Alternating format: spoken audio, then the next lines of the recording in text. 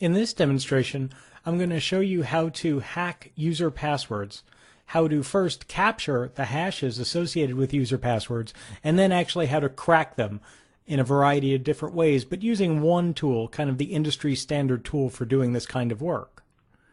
So I've run a command prompt, and I'm going to go ahead and change into my data directory. And there's a tool here called pwdump. Pwdump is essentially a tool that's designed to go into the registry on a local computer or on a remote computer and pull out the password hashes.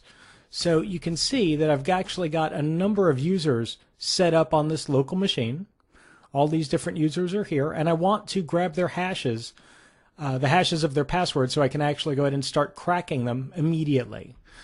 I typically will use pwdump because it works locally, it works over the network, it's relatively small as you can see. I can target remote hosts with it if I want. So I'll go ahead and tell it to output to a file called hashdump.txt, and the host that I want to grab the hashes from is localhost. And then it runs that quickly. I've got the password hashes in this file, so I'll type out the contents of my output file, and there we go. There's the password hashes extracted from the registry by pwdump. Typically, I'll try to get as many password hashes as I can as early in the process as I can. In fact, once I switch from passive to active footprinting, or certainly at the very early stages of penetration testing, I'll grab as many hashes as I can, save them either into a text file or just copy and paste them right here off the clipboard, get them back to a machine at my desk or in my office, and start hacking them manually, or start hacking them with a tool that does a lot of combination of manual and automatic hacking. I'm going to show you that tool right now. It's called LoftCrack, and it's actually been around for quite a while. And I'm about halfway through a cracking system here with LoftCrack, or a cracking process rather. And you can see that I've imported all of these users. I've got the hashes imported from a file. I did that a little bit earlier so we could get a head start on this. And you can actually see there's a number of users here where I've already popped open their passwords. You can see Carol's password, you can see Egbert's password, Doug's password, Ferdinand's password, Helga's password, all those folks. What I do want you to take a look at mostly is the fact that some of these passwords are considered complex. Some of these passwords are long enough to meet most of the requirements out there in the industry, whether it's your company or another company or whoever you're footprinting. These kinds of password requirements of minimum length, letters, numbers, upper, lower case, those are all great requirements, really, really common in the world. However, if you notice, they've popped open relatively quickly. I think I've run this crack for about 45 minutes or so, and this is in a fairly limited machine. It's got 1 gig of memory.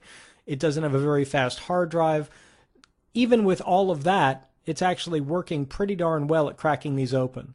The difference is I'm doing a pre-computed crack. You can see that I'm using rainbow tables that you saw in the video, a little bit of information about what those are.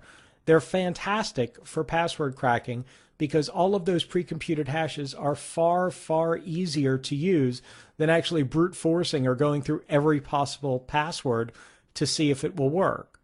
I downloaded these rainbow tables off the internet. They're actually really easy to grab. It's a bandwidth consuming process to actually get them all down to a local hard drive.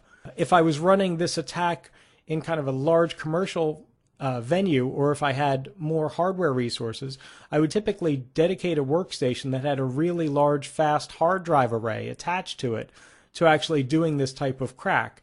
Because as long as I've got the volumes of tables, the pre-computed hash tables, these rainbow crack tables or rainbow tables, I can actually crack most passwords within about half a day to a day, unless they're really, really complicated or longer than 15 characters.